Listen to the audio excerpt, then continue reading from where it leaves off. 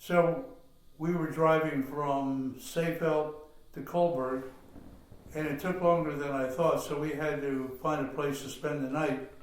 We looked on the map and we thought, well, here's a town called Rotenburg. Let's go over and spend the night there. So we stayed at a little inn just outside. You know where the Zumrappen Hotel is? Mm-hmm. Right behind it. There's a Hornblau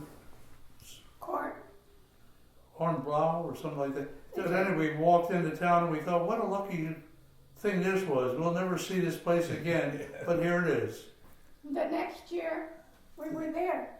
So the next day we drove on to Coburg, and I said to Barbara, well, what do you remember? She said, well, I remember that we lived near railroad tracks, and that there was a railroad station not too far away, and that there was a Bondal factory, and that's where we lived, and there was these big oil tanks that used to scare the hell out of me. And Prince Albert's Castle was up on a hill where you could see it from everywhere.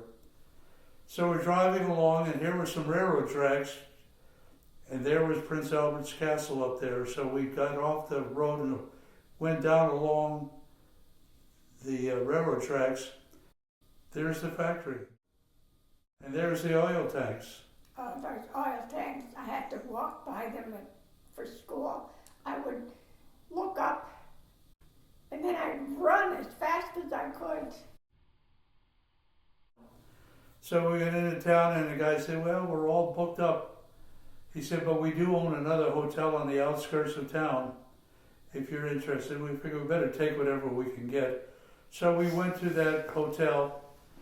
So we went in and we looked around the room, opened the curtains. There's the factory. Right. And there's the baseball field. Yeah. We walked into town that night, and there was her school. The school was right behind a church. Mm-hmm. But I'd never been in a church because the communists, they did away with that. I was in awe of the church. So, yeah, interesting year, couple of years.